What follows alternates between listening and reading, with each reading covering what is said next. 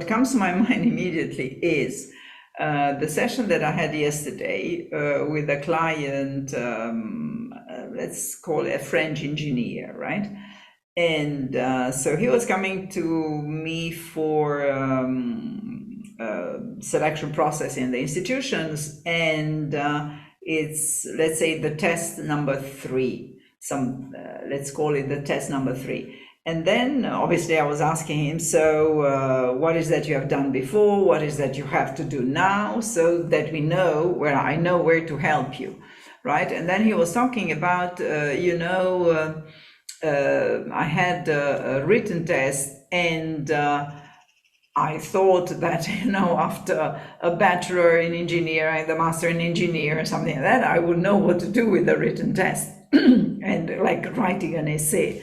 And therefore, he said, I didn't search for any help. And and then the test did not go so well because obviously he was surprised by the complexity of the test, by the difficulty of it, but the fact that he didn't have a method and so on and so forth. So here comes the proverb. The extent of your knowledge, also the real knowledge is to know the extent of your knowledge. So he was not aware that he did not know how to handle a written test.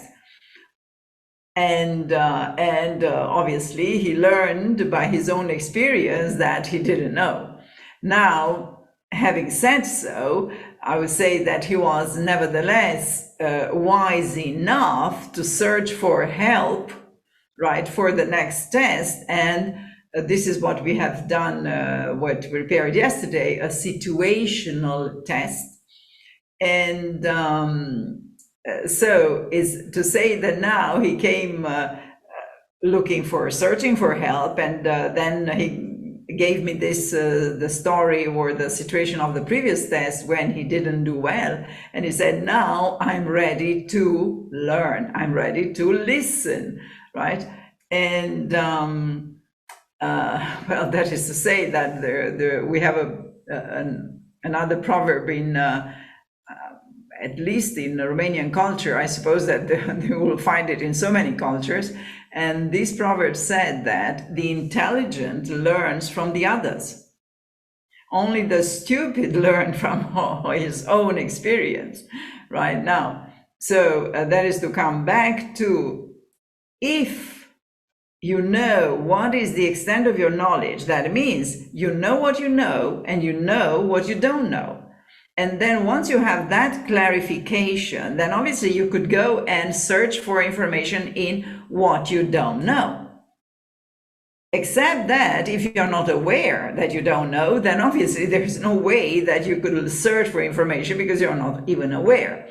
So to conclude these, let's say my coaching sessions, obviously we went through the test of situational judgment, and we analyzed the text, we analyzed the responses and all the strategies on how to handle it. And